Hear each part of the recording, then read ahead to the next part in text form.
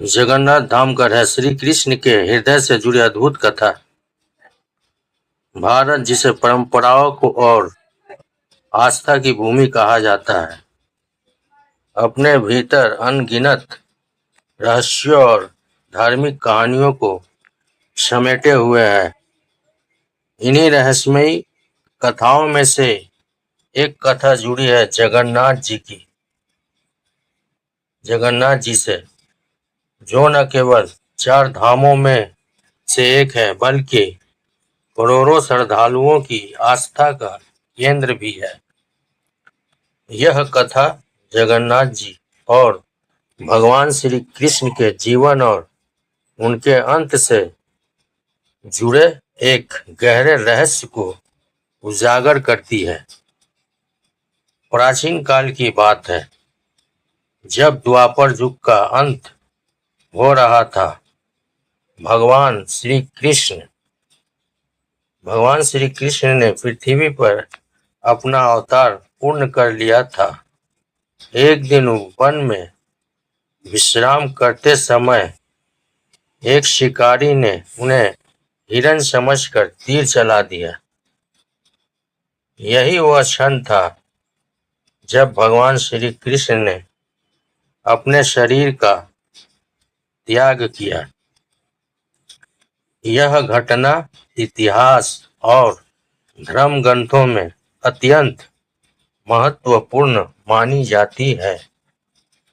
कहा जाता है कि श्री कृष्ण के पार्थिव शरीर का अंतिम संस्कार पांडव के द्वारा किया गया। उनके शरीर का दाह संस्कार तो पूर्ण हो गया, लेकिन एक अद्भुत चमत्कार हुआ।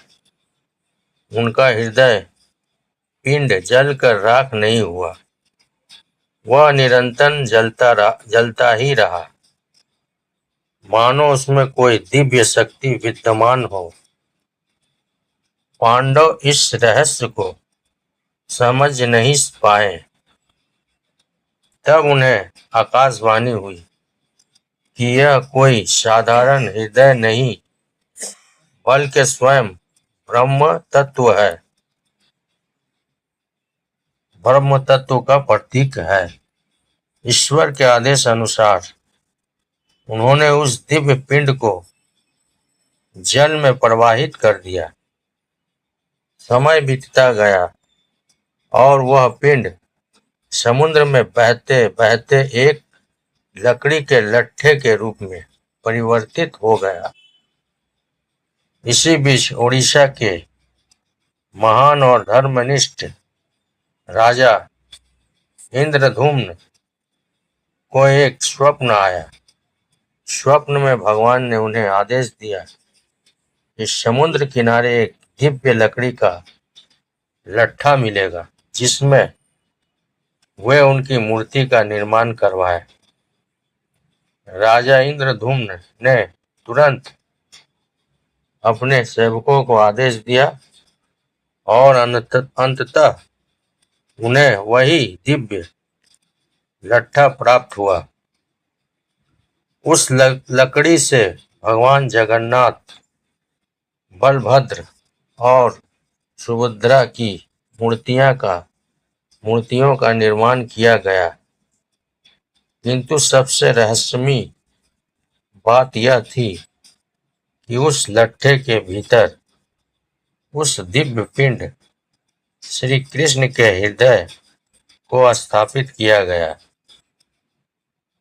यह ब्रह्म तत्व आज भी भगवान जगन्नाथ की मूर्ति के भीतर विराजमान माना जाता है। समय के साथ एक विशेष परंपरा शुरू हुई, जिसे नौ कलेवर कहा जाता है।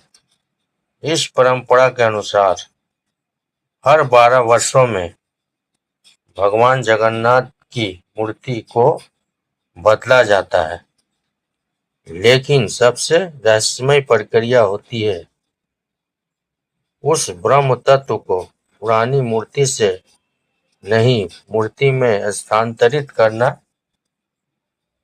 यह कार्य अत्यंत गोपनीय तरीकों से किया जाता है। इस प्रक्रिया में शामिल पुजारियों की आंखों पर पट्टी बांध दी जाती है और उनके हाथों को कपड़े से ढक दिया जाता है। वे उस ब्रह्म तत्व को न तो देख सकते हैं और न ही पूरी तरह महसूस कर सकते हैं। फिर भी कुछ पुजारियों का कहना है कि वह स्पर्श इतना कोमल होता है मानो कोई जीवित प्राणी उनके हाथों में हिल रहा हो।